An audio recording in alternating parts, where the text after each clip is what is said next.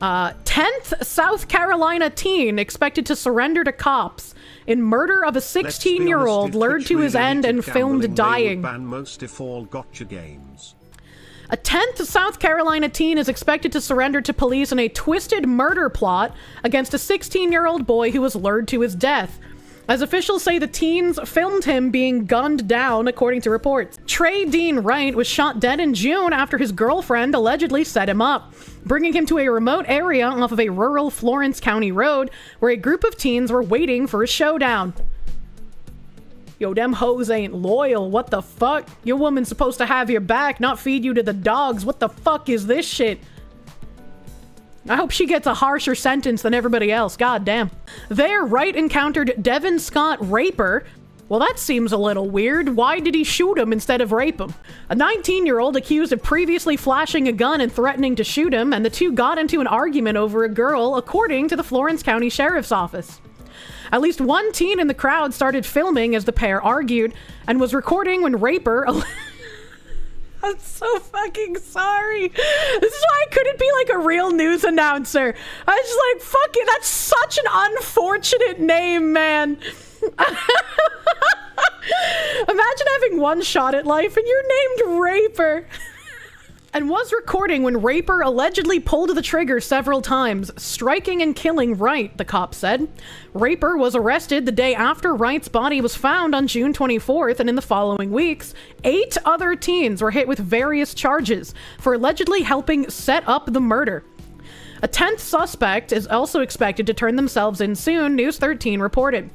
Raper is charged with homicide and possession of a weapon, while Wright's 17-year-old girlfriend, Gianna Kistenmacher, is charged with accessory before the fact.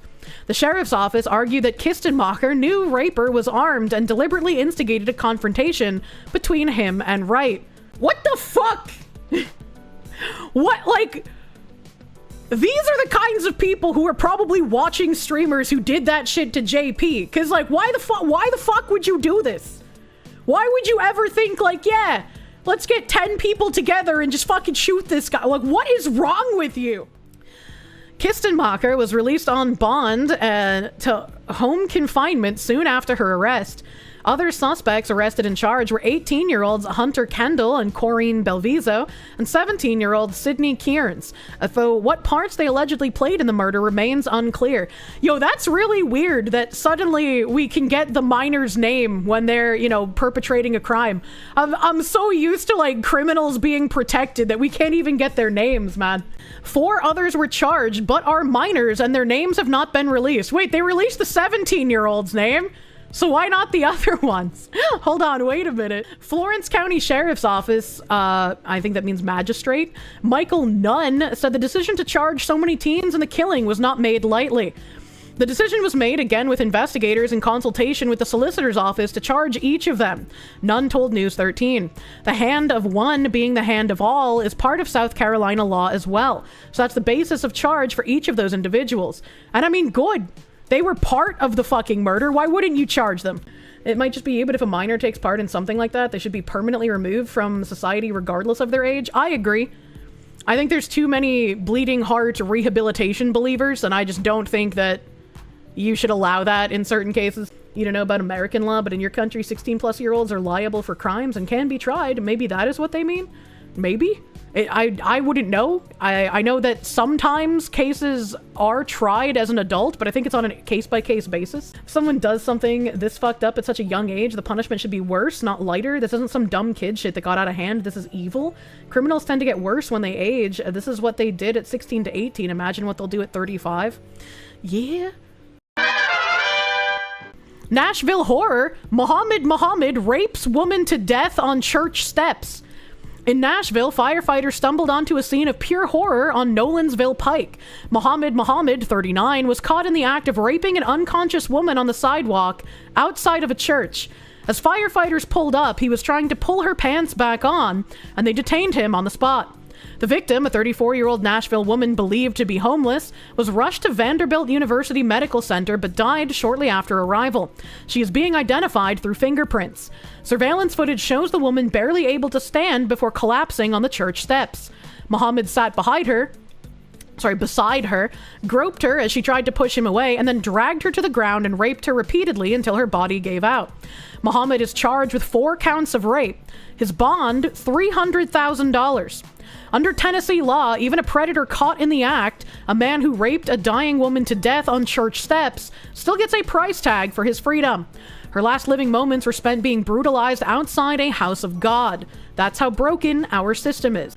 And yeah, I can't disagree with how Amy wrote that. In the article, let's see if we get any additional information here. Nashville police charged a man with 4 counts of rape after witnesses say they saw him assaulting an unconscious woman outside a church on Thursday. And you know, if I were an astute individual, I might say that a man named Muhammad raping a woman to death on the steps of a church is very astute observation for what's going on in America and Europe right now.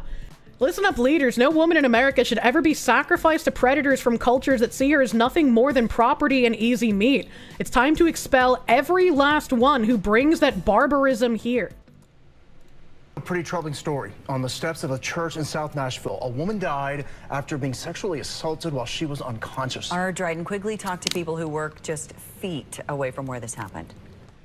It was actually the Nashville Fire Department that was driving by around 9:30 last night when they saw the sexual assault taking place right here on these church steps. Security video that they have captured everything that led up to it. Just before this, police say the church's cameras show a woman walking unsteadily towards the steps. A man who they say is 39-year-old Mohammed sits down beside her and tries to touch her as she pushes him away. Then they say she starts to go in and out of consciousness. That's when Mohammed picks her up, then repeatedly assaults her. The fire department stepped in and she was taken to the hospital where she died.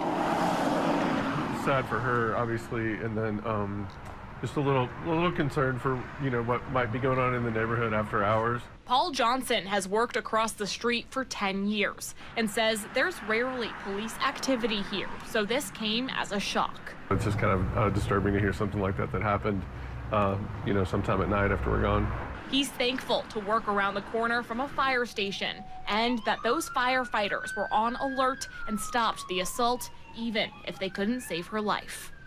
They're the first ones to get here and to respond if someone's intoxicated or whatever, and they've come and helped, and they're very responsive. They're very quick. Mohammed is being held on a $300,000 bond. Police are still trying to determine the woman's cause of death. In South Nashville, Dryden Quigley, WS. What do you mean they're still trying to determine the cause of death? Oh, hold on, wait a minute. So he murdered her too? Where's that charge? That's what I'm saying. He shouldn't even have a bond, though. He shouldn't even have a bond, man. Like, what the actual fuck is that? Police identified the suspect as 39-year-old Muhammad. Nashville Fire Department crew traveling on Nolensville Pike just after 9:30 p.m. En route to a call, saw the sexual assault taking place on a sidewalk in front of the church. They turned around and chirped their siren, the MNPD said in a statement. As they pulled up, Muhammad was attempting to pull up the unconscious victim's pants. Fire crew detained Muhammad, called for police, and rendered aid to the victim. That is incredibly lucky that the fire people arrived when they did, to be fair. The surveillance video shows the victim by herself walking unsteadily toward the front steps of the church. She was unable to keep her balance and sat down on a step, appearing to be under the influence of some type of substance. Muhammad approached and sat down beside her. Muhammad made physical contact with the victim as she went in and out of consciousness as she tried to push him away. He ultimately lifted her off the steps, put her on the ground, and repeatedly sexually assaulted her. Holy shit. Police say Muhammad refused to be interviewed after being taken into custody, and his bond has been set at $300,000. He shouldn't have a bond, in my opinion. As of Friday, the medical examiner was still awaiting the results of toxicology testing in order to determine the victim's cause of death. Police have identified the victim as a 34-year-old woman who they believe was homeless. Her name has not been made public, as a police chaplain was still trying to find and notify her family. They'll probably tack on second or third degree murder charges once they figure out her cause of death. They better. I hope they do. I hope they do, because holy fuck, so much shit has been fucked up today. City Councilman Abu Musa, Democrat, Michigan, on tape stuffing ballots in the middle of the night from darkened truck The second incident. He won last week by 76 votes. Wow, that's definitely the name of a person that I would assume is not cheating. New video obtained by Local 4 shows a black pickup truck pulling up outside Hamtramck City Hall in the middle of the night, just days before the primary election. All of a sudden, the lights turn on inside the truck. That's when you spot 3 men inside, including what appears to be Councilmember Abu Musa in the back seat, the same council member who is seeking re-election right now. The video then shows the driver getting out and stuffing absentee ballots into the drop box. The only problem? They don't all fit. He then starts pushing them in before reaching for 2 more stacks. The whole time looking around to see if anyone is watching. After about 2 minutes, the group drives away. And get this, Local 4 found that it happened again, only 4 days later.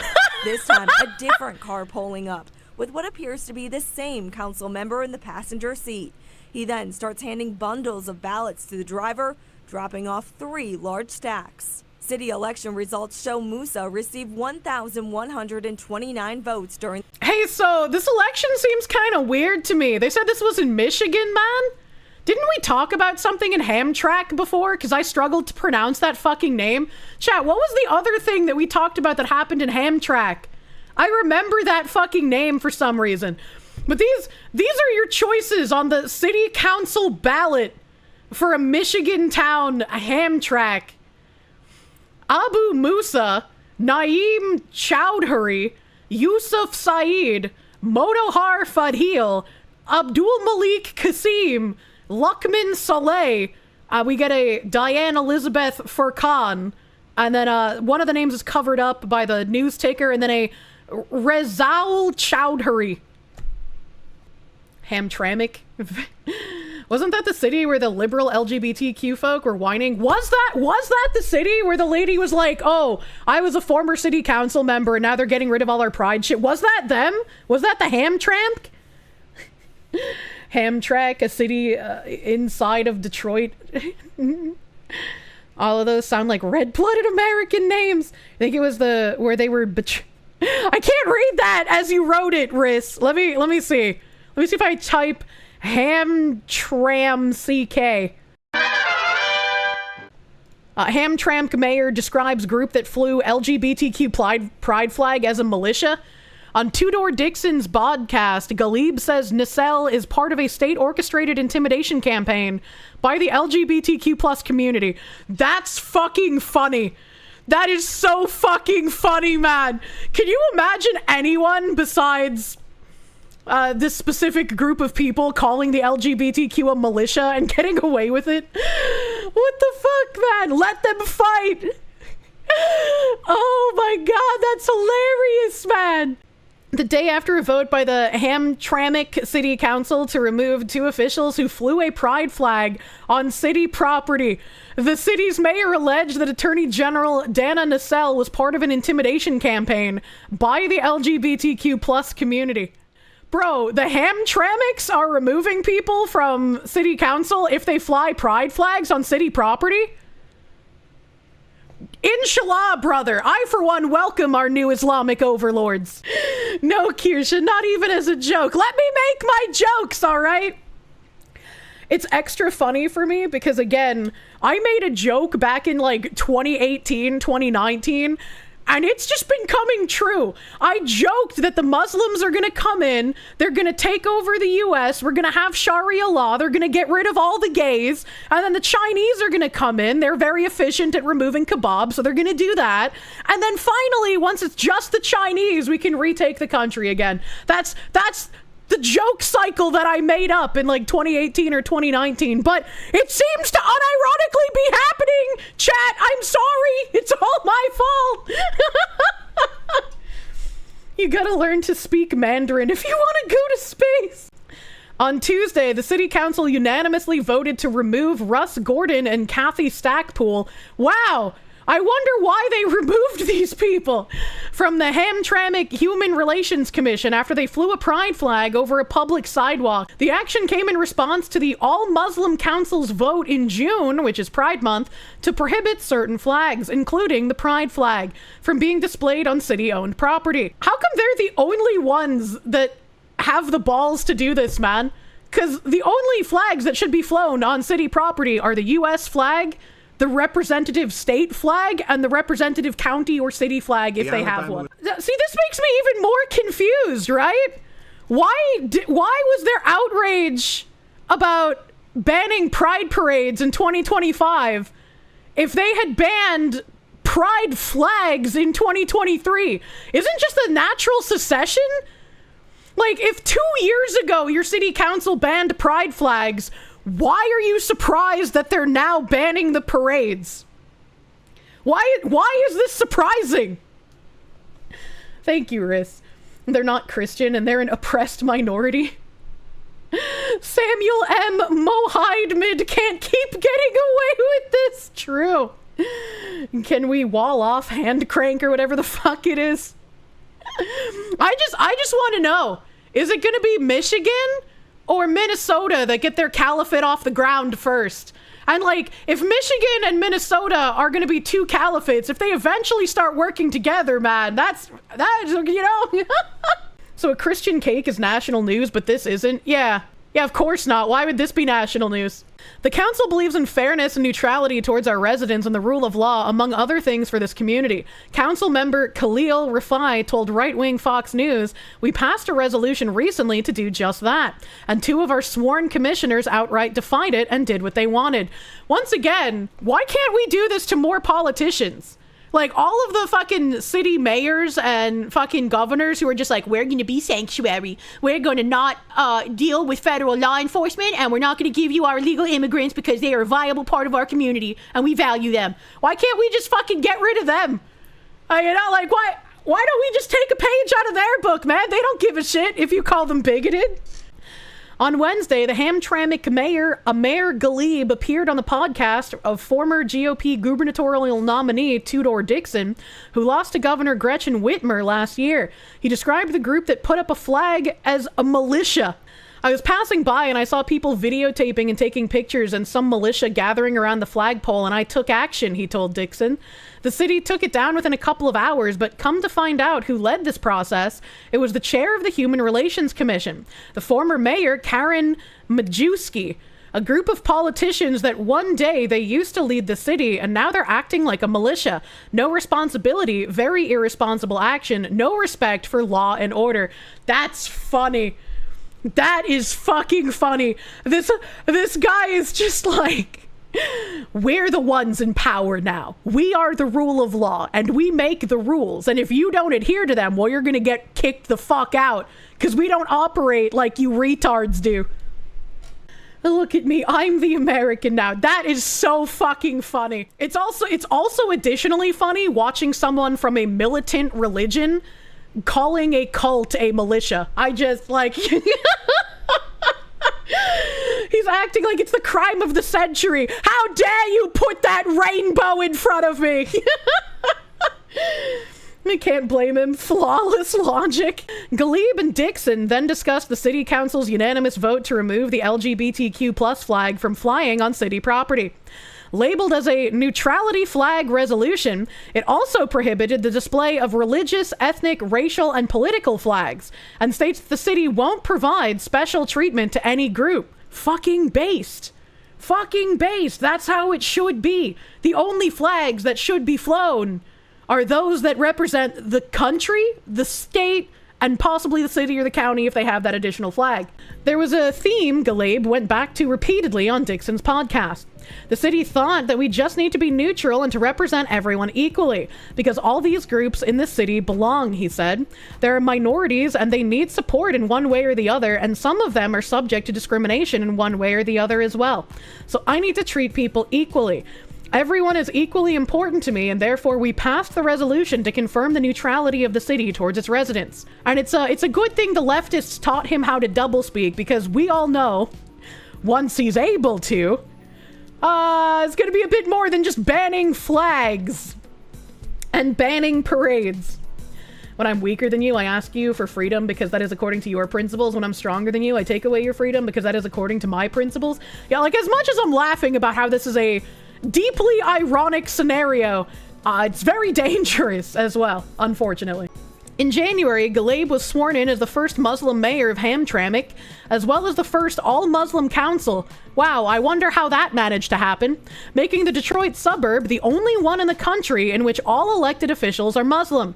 Dixon, who lost to Whitmer in November by nearly 11 points, then turned the conversation to GOP efforts at courting the Muslim community over their joint opposition to LGBTQ rights. During her campaign, Dixon ran on a platform of banning books, barring trans athletes from competing in school sports, and enacting a Florida-style Don't Say Gay law for schools. Except the Florida bill wasn't Don't Say Gay, it was parents and education, and it had to do with teaching kids about sexual shit way too young, not about not saying the word gay. And in addition, this is a very... I would not trust this kind of...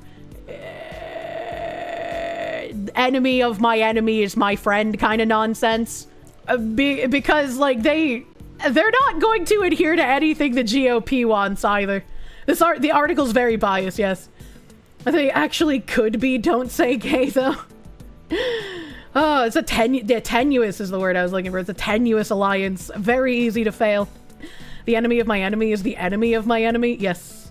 It's like the kind of occupation that came in once Spain was conquered. Exactly. Recently, there's been a lot of talk about the Muslim community on national television because people have said, oh, Republicans are trying to horn in on the Democrats' territory, that the Muslims belong to Democrats, she said on a podcast. So what's happening here is that the Democrats treating all of these minorities as their cute little pets are getting some of the comeuppance of realizing that, oh, this cute little pet is actually diametrically opposed to everything I believe in. How could this have happened? And it's like, well, that's what happens when you're unironically racist and you just kind of lump everyone with the same skin color in together.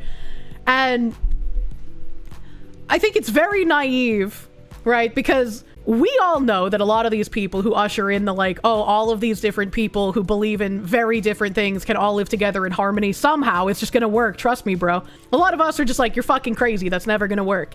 And now LGBTQ people who wanted this here are realizing they were just a useful idiot in a different way, right? Just because they're useful idiots for Marxism doesn't mean they can't be useful idiots elsewhere. These Muslims saw gullible retards willing to bend over backwards to do everything for them, and were like, this is our easy way into power. We can get Sharia law here. So anyone on the like right who's like, okay, we can use this to our advantage, doesn't realize that it's the Muslim community using the useful idiot leftists to get themselves into power. Like, how is this difficult to see? Because the left is used to diversity of skin color and not diversity of thought or ideology, so when faced with it, they're completely dumbfounded. And it's also interesting because since they're not used to having actual diversity of thought, and if anybody believes differently than them, they just shout them down and get them ostracized. It's interesting when they come up against a brick wall of people who are just like, yeah, I don't give a shit what you believe. Get the fuck out, unbeliever. You know? Like, intersectionality in real life would be like... You're not happy this happened, but you're glad you get to watch it happen. It was interesting from my perspective because running for office, I had a lot of people who said to me, you know, you're a Christian American and you're going to be able to win over the Muslim community. And then as the campaign went on, we started to connect with our friends in the Muslim community, and they were like, look, we believe in policies. I mean, we're obviously putting our faith aside, but it's our conservative values that we agree on. Ghalib agreed. This is literally just going to bite them in the same exact way that it did the LGBTQ people. What the fuck? The right-wing normies will think we can get them on our side and then are surprised when they shoot or stab us. Just look at fucking England, man!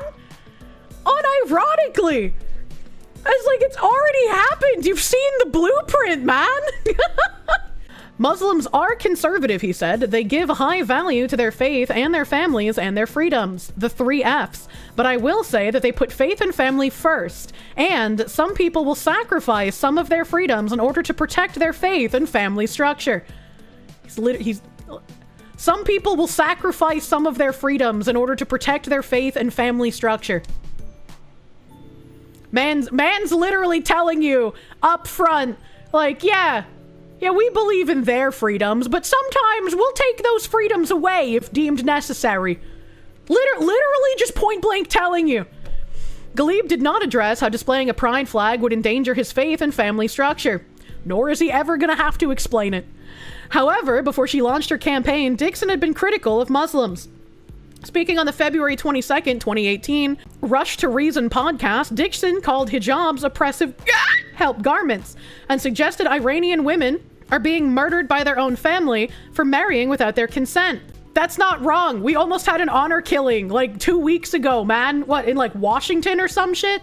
Many Muslim women say they're happy to wear a hijab as it is a symbol of their faith. Thank you, MichiganAdvance.com, for writing that. And during her campaign in October 2022, Dixon was featured at a fundraiser hosted by Carly Higbee, a disgraced right-wing activist who resigned from the Trump administration after making racist, anti-Muslim, and anti-LGBTQ+ statements. I don't know who Carly Higbee is. That's the first time I've heard that name. But that's interesting that they resigned after making both racist, anti-Muslim, and anti-LGBTQ statements. Wouldn't this Muslim city council guy, mayor, whatever the fuck he is, pulling down both pride flags and pride parades be anti-LGBTQ? Like an unironic anti-them kind of thing? So why did this Carly Higbee person get in trouble, but this mayor's perfectly fine and kosher? During her campaign, Dixon also pushed to ban what she called pornographic books in school, aimed at material that mostly dealt with LGBTQ+ issues and characters. When that issue embroiled the Dearborn Public Schools in October, Dixon was quick to join in.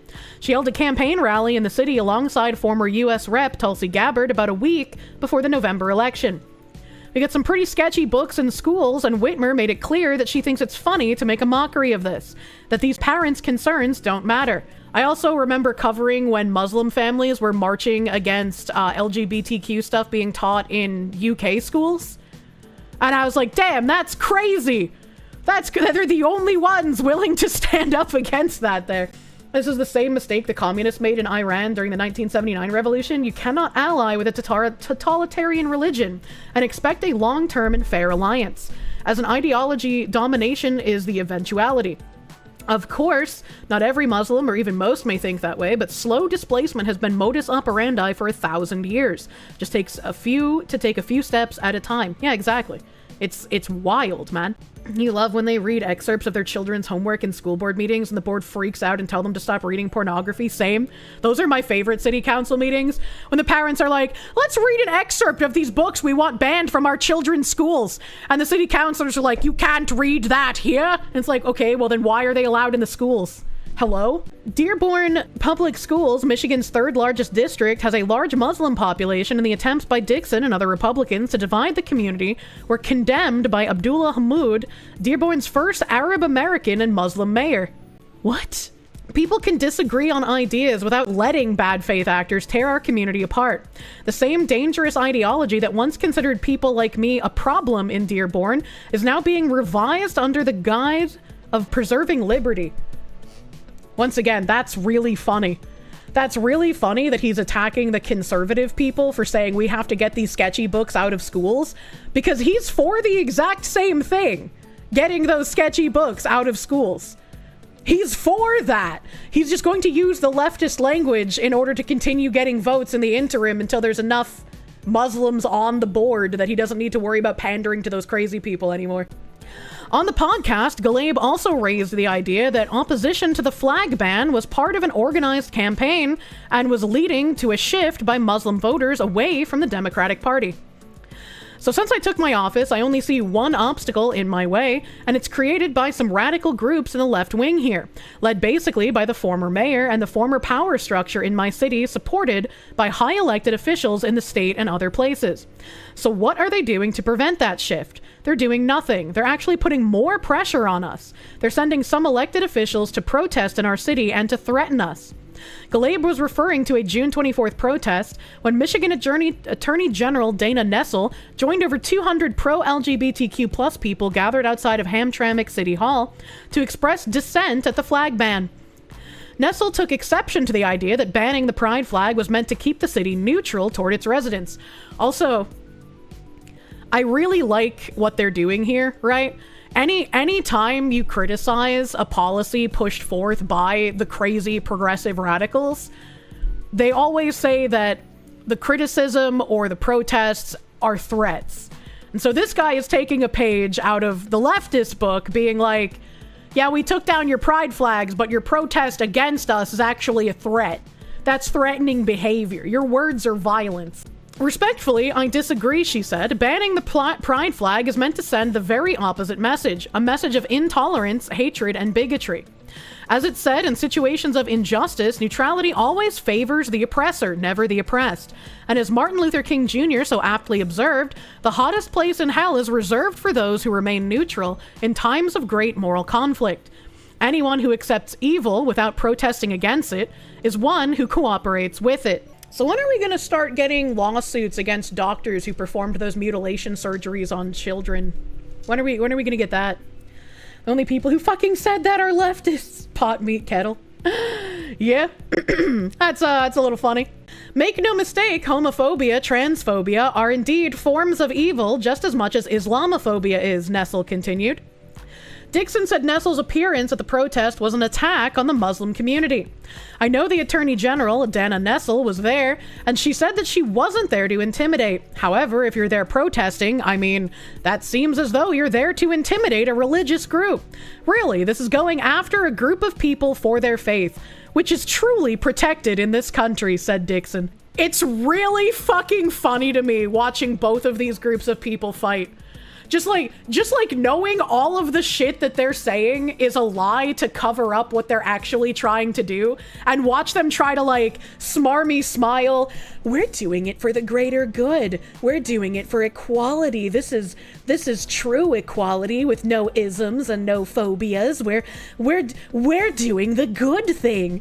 It's so fucking funny, man. Nessel spokesperson Danny Wimmer said in an emailed statement to the Advance on Friday, the Attorney General had no discussions with other state officials in making the decision to attend the event on June 24th. The Attorney General partook in a protest against a regressive municipal policy she finds offensive to the values of inclusion, equity, and equal protection under the law, Wimmer said. Attorney General Nessel has participated in countless events protesting policies she finds antithetical to the rights and interests of the constituents she serves. And she can be expected to continue her vocal support of the LGBTQ+ Michiganders throughout the remainder of her term in office. Wimmer also said that Nessel had no role in fiscal year 2024 budget negotiations. The Department of the Attorney General is only engaged in the state budget process in relation to advocating for the needs of the department. She has never spoken to any state or local officials in regard to Hamtramck budget requests. For any inquiries regarding funding requests by the city of Hamtramck, we'd suggest contacting Representative Abraham Ayash, D. Dearborn, and Senator Stephanie Chang, D. Detroit, who represent Hamtramck in the legislature and would have information on what occurred during budget negotiations. I just want to know what's going to happen when they finally start arresting people for being gay. like what's going to be the response to that, man? What's good for the geese is good for the Michiganders? I fucking guess so. Because, I mean, they can't just go straight to throwing them off buildings in the U.S., right? There has to be a slow advance to that point. So hopefully once they start arresting people for being homosexual, we can maybe finally have a conversation about things, you know? They're just finding out about Sharia law. It's insanity to me. It's insane. Chat. If we deport all of the illegal immigrants, Chad, if we deport all of the illegal immigrants, who's going to deliver my DoorDash? Detentions of DC delivery drivers leave immigrant communities on edge. Wow. Well, look how they word that, chat. Washington, D.C. resident Tyler DeSue woke up tired and craving breakfast Saturday morning. So he did what many people in that situation would do. Do you think he got a bowl of fresh fruit from his fridge? We cracked some eggs and made an omelet? Or maybe he put some pieces of bread in his toaster and he made a sandwich. You think he did any of that? That would be what most people do? I mean, like what many people do? No, apparently he used Uber Eats to put in an order for burritos. Chad, if we get rid of the illegals, I can't have breakfast burritos delivered. When his driver took longer than usual, Dessou checked the app and noticed something seemed wrong. The delivery driver's GPS location had stopped short of his address, and he went outside to look for him. That seems really weird.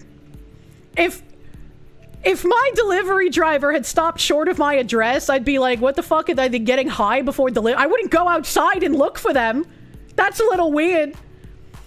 Did this guy order fucking Uber Eats and then also slyly call ICE and be like, hey, I got a delivery driver on the way, just so he could like write the sappy, sad article?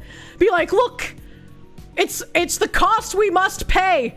I have to sacrifice one of you to ICE to make this article so that people know how serious these things are.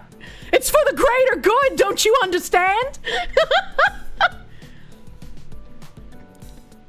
I stepped into the street. I looked down and see lights in the direction, like police lights, in the direction of where my driver was, Dessou said in an interview.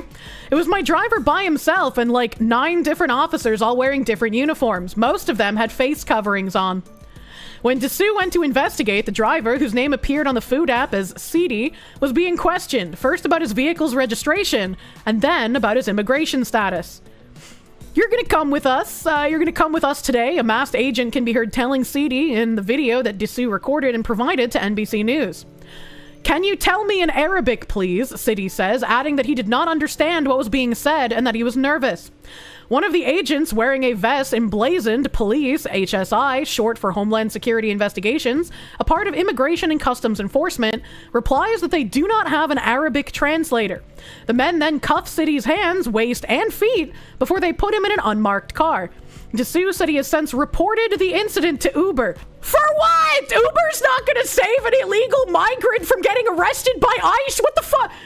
What am I reading right now? NBC News has not been able to verify the driver's full name, nationality, or location, and Uber did not immediately respond to a request for comment. The incident is one of several arrests of delivery drivers recorded by eyewitnesses across the Washington area that have gone viral since the Trump administration took over law enforcement in the nation's capital last week. The videos, scattered across social media and shared among DC delivery driver chat groups, are having a chilling effect on the drivers themselves. Some have chosen to stop making deliveries in the city. Well, then that's an easy list for ICE to go pick them up outside of the city, right? If we know that people aren't making deliveries because they're afraid ICE might arrest them because they're here illegally, that's a very easy list of like grocery shopping. Just pick them up and take them. It's that easy. The illegals will just put themselves on a list for you. It has been 5 days since working, looking at what to do, and well, closed down here waiting for things to pass because I don't know what to do. A DC area delivery driver who did not want to be named told NBC News in a voice message in Spanish. He's not even speaking English. Get him out. Arrest now! This article is not making me feel sad for the loss of delivery drivers. It's igniting my flame harder. Deport them all. On Sunday afternoon, Dessou said an area where 15 to 20 delivery drivers typically would be parked out front of his home looking at their phones for their next orders was an empty lot. I haven't seen a driver anywhere in the last 2 days. Well, it looks like there's some job openings for some actual Americans then, eh? Some other DC residents have noticed the dwindling presence of delivery drivers as well. The number of people who come to pick up orders has diminished, said Clarissa Vasquez, who works at a restaurant in the Columbia Heights neighborhood. We are at 4% of the people who come to pick up food. That's a lot of illegal delivery drivers. So you're saying you're not feeling bonito?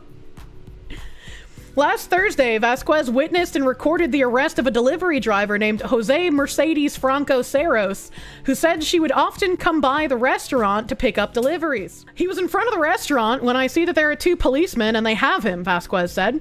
They didn't give a single explanation. The police would tell him to lift up his hair because they wanted to take a photo. The guy was nervous. He was in shock, crying, of course, because he was working. And for the police to arrive all of a sudden, anyone would get nervous. Good. Your tears nourish me. Get the fuck out of my country and come back if you're not a criminal and do it the right way. Serros, a Honduran national, was eventually taken away by law enforcement. His bike was loaded on a truck with the logo of DC's Metropolitan Police Department on it, according to Vasquez and video obtained by NBC News.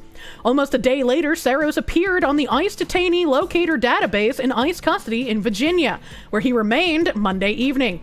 Veronica Gonzalez, a friend of Serros, said he had been living in the area for at least 10 years and worked delivery during the day in a local restaurant at night. No fucking sympathy for these fucking retards. If you're gonna live in this country that fucking long, you could go through a naturalization process if you actually fucking cared. That is the biggest indicator that they do not, and they're only here to get the benefits that being an illegal gives you. He never thought that something would happen, Gonzalez said, because all that we saw in the news, I said, son, you have to be careful. And he would say, no, I don't think anything will happen. Well, no fucking shit. When you do literally nothing about illegal immigration but give them more and more benefits every time they break our fucking laws, why would he think something would happen? Why would he think he'd be in any danger of not just being detained, but actually being deported? Like, these people have had nothing to fear for fucking decades. Get them out, dude. The Department of Homeland Security did not immediately respond to a request for comment on the detentions of Serros or Seedy, or to a question about whether the detentions of delivery drivers like them are part of a coordinated effort to stop and check the immigration statuses of delivery drivers. I don't care who the fuck they're checking the status of. I don't care if they're delivery drivers or farm workers or a cashier at fucking CVS. Get them out. Metropolitan Police Department referred questions to the mayor's office, which did not immediately respond to requests for comment. Atanas Estrada, a deputy program director with the nonprofit Amica Center for Immigration Rights in Washington, said that the center is also aware of similar reports about delivery drivers and that such instances can contribute to fear within both undocumented and documented immigrant community. No.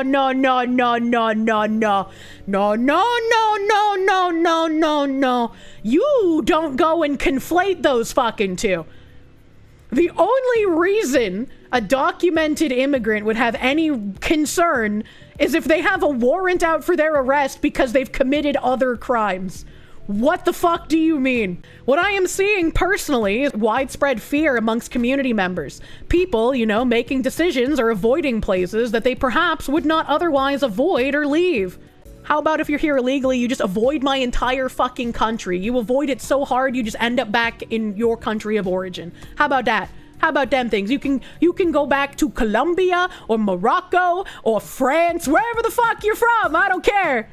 If you're here illegally, get out.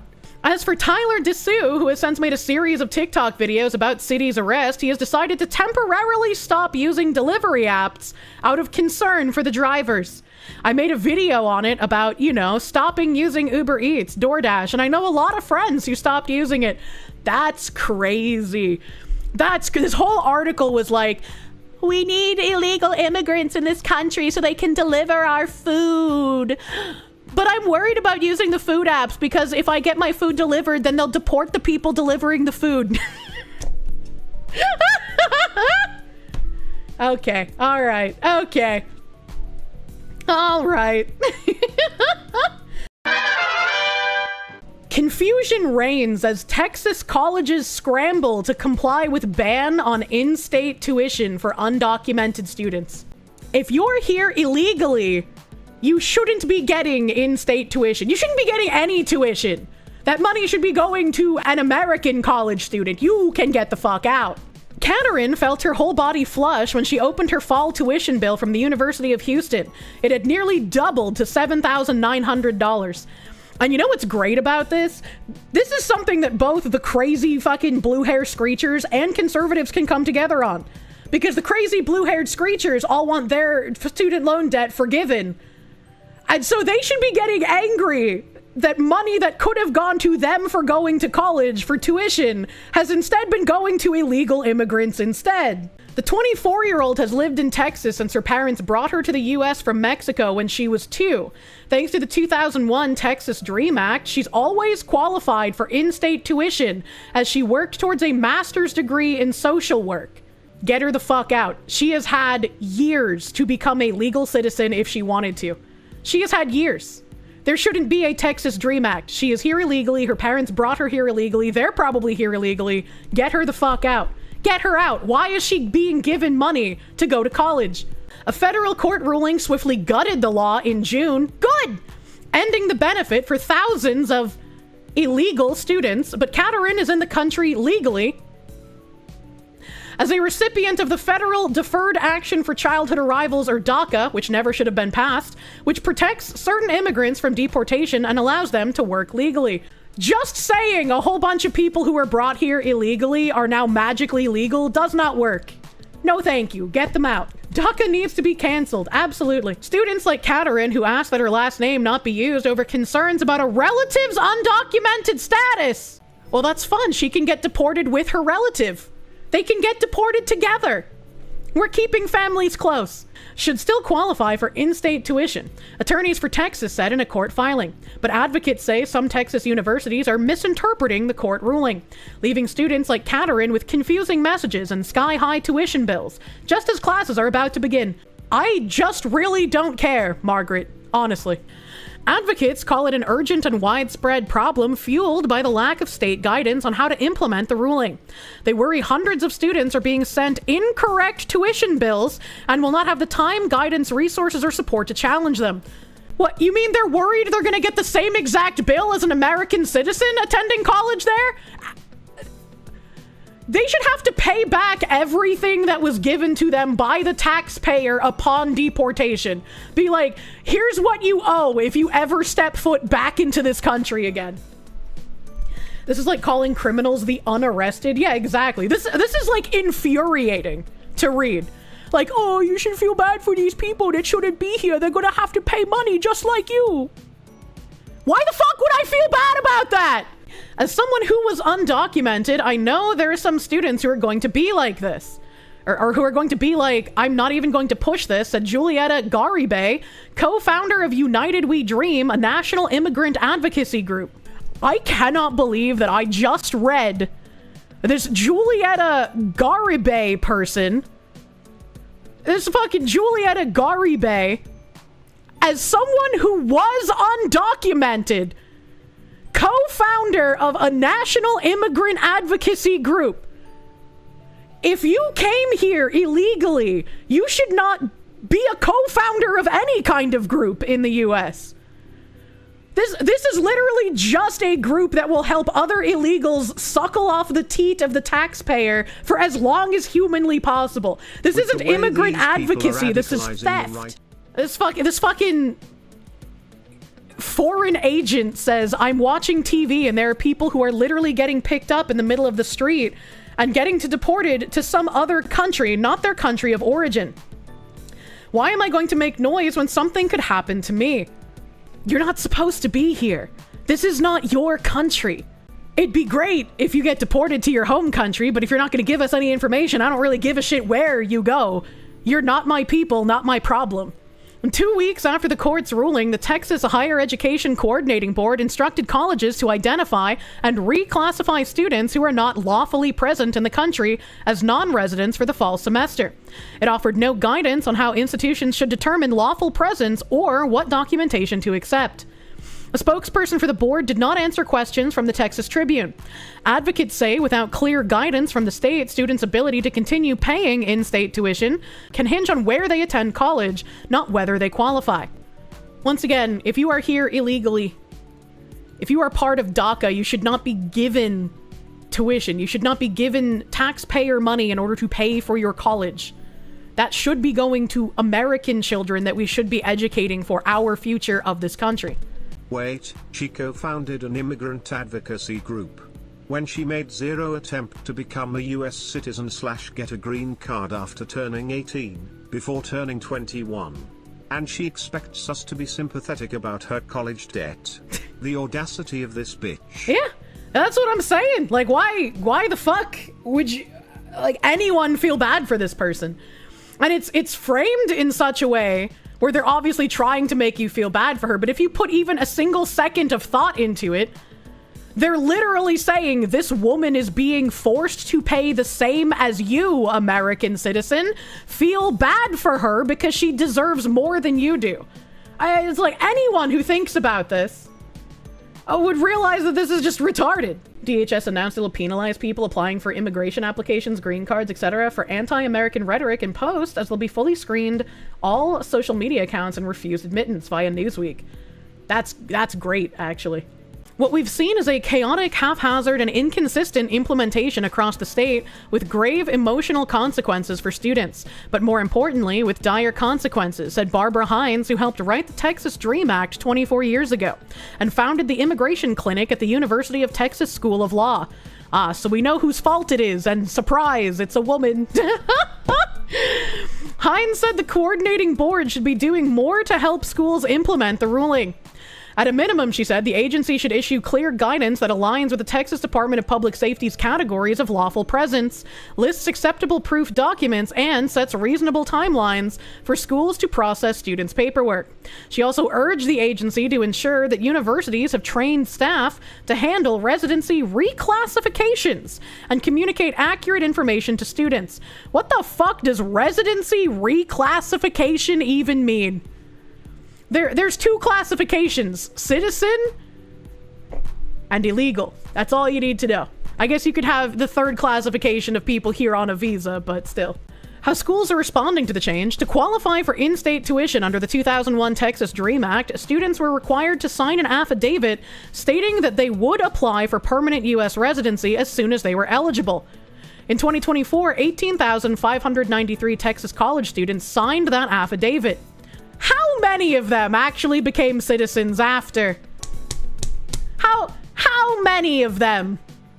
Because even under this ridiculous Texas DREAM Act here, to qualify for in-state tuition under it, they were required to sign an affidavit stating they would apply for permanent U.S. residency as soon as they were eligible. Yeah, that woman, she doesn't have that, so... The Tribune contacted the 9 public colleges with the largest number of students who signed that affidavit to learn how they're implementing the court's ruling. Those schools were Dallas College, Houston Community College, Lone Star College, and University of Houston, Texas A&M University, the University of Texas at Austin, University of Texas at Dallas, and the University of Texas at Arlington, and the University of Texas Rio Grande Valley. Texas A&M was the only school that said it will accept the same documents the Texas Department of Public Safety uses to establish lawful presence for a Texas Real ID, which includes an employment authorization document for DACA recipients. The university said it will accept documents until September 10th, the fall census date when universities finalize residency status and enrollment counts. A coalition of immigrant rights and legal advocacy groups singled out UT Austin for creating confusion about the ruling in communications with students. UT Austin did not respond to multiple requests for comment. Members of the coalition shared with the Tribune messages UT Austin sent students, saying they had until July 24th to submit documents. One message incorrectly stated, due to a new Texas law effective June 2025, we now require proof of lawful immigration status. This was wrong in 2 ways. There was no new state law, only a federal court ruling, and the message substituted lawful immigration status for lawful presence, the term used in the court's ruling. That narrower category excludes people with DACA, temporary protected status, and pending permanent U.S. residency applications. So it sounds like the school is doing things a bit more correctly and the law is just kind of slow to catch up, huh? Garibay said UT Austin is also directing students to a residency questionnaire that omits some current lawful presence categories. She said students in those groups are bumped out of the questionnaire and told to contact the enrollment office, where many get unclear or no answers. Garibay and other advocates told the Tribune that they have accompanied some students to the enrollment office, where they were advised to pay the higher out-of-state tuition rate and seek reimbursement later, despite the process taking up to 4 weeks. The advocates called the advice unreasonable given the other time-sensitive financial decisions students must make at the beginning of the school year, such as whether to sign a lease for an apartment. If you're here illegally, you should not be able to. Garibay also noted that even if UT Austin students pay tuition in installments, the university requires students to pay the full amount by October. UT Austin is not the only university where the coalition says students have encountered problems. The coalition said many colleges lack dedicated, trained staff to assist students with questions about the in-state tuition changes. Some have demanded students provide original documents or mistakenly told some non-citizens that they could enroll. That's really weird where they say some have demanded students provide original documents. You know what's demanded of me? Whenever I, like, apply for stuff, I need original documents. I need to get like my birth certificate out sometimes, man. Like, how is this supposed to be bad? For many students, that means they have no passport or permanent resident card or other documents, and they're without them for weeks. Why would it take weeks to process? What do you mean by this? Said Barbara Hines, former clinical professor of law and founder of the immigration clinic at the University of Texas School of Law. Well, now I'm just confused. Because, like, if I give my identification shit to somebody, usually in front of me, they take a photocopy of it, and then they give it back to me. Like, what kind of racket are they running where they take your identification and hold on to it for weeks? That doesn't seem correct. The coalition declined to name the school, citing their responsiveness to the group's feedback and corrective actions. Oh, okay, so it's literally a just trust me, bro. Of the schools the Tribune contacted, Houston Community College and UT Arlington did not respond. Dallas College said it could not respond to questions by the Tribune's deadline.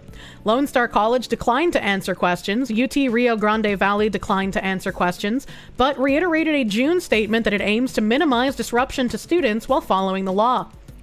UT Dallas referred the Tribune to a website that on Monday noted staff were reviewing residency documents submitted between July 16th to the 31st. Hines, who helped write the Texas DREAM Act 24 years ago, said the agency should have done more to help schools implement the ruling. She said it should have allowed them to grandfather in students who are relying on the Texas DREAM Act to graduate from college. No, see that we keep doing this. We have the Texas DREAM Act, we have the DACA shit. We keep wanting to grandfather in all of these people who broke the law by coming here illegally. They should get nothing but a one-way ticket back to where they came from. This is insanity. Why are we prioritizing people who were brought here illegally or came here illegally over people who are actual American citizens? Why does this keep happening? Alternatively, she said, the coordinating board could have delayed implementation until 2026 to give schools time to create orderly procedures and students time to understand the requirements.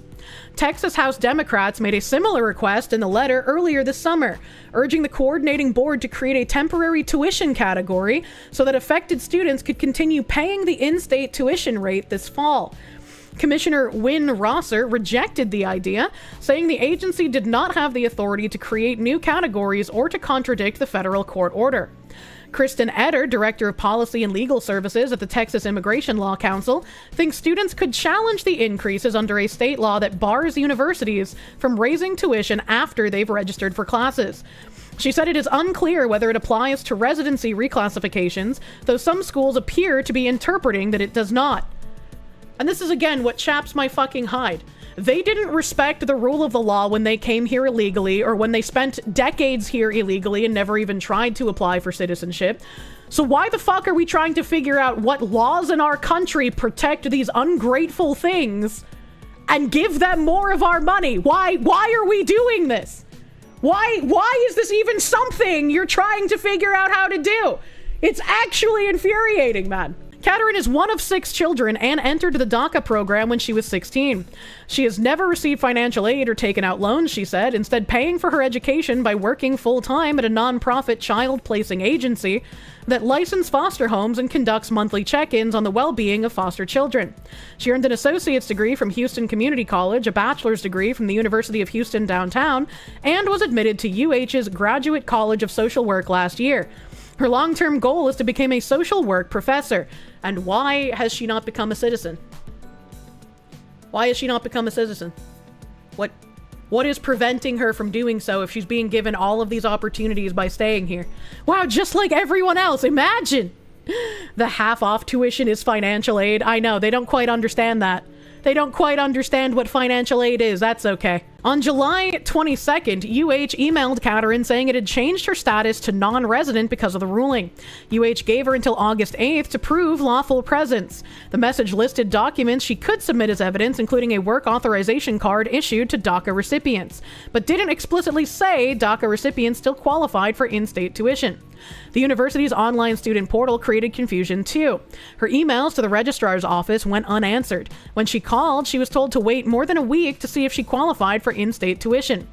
DACA students don't qualify for federal aid, such as the Pell Grants that go to families making less than $50,000 a year.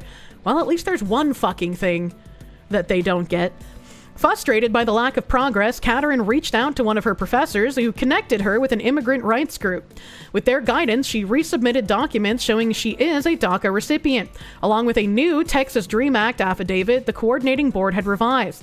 On July 31st, UH restored her in-state tuition, reducing her bill to $4,349.32. That's unfortunate. I feel like if it wasn't for me moving and if it wasn't for me speaking up, the university, they wouldn't care, Caterin said. In a statement, the University of Houston said it is complying with the court ruling, but did not answer questions about how the changes affect DACA recipients or how it is preventing misclassifications. She expects to graduate in the spring and has saved enough money in case DACA recipients lose in-state tuition eligibility before then. But she believes many students in her situation will be forced to take on debt or drop out if it does. Wow, take on debt like everyone else who has to go to college? The experience, she said, eroded the pride she once felt in being a UH cougar. Now I'm like, let's get through it. Let's graduate already. And I guess another question I have,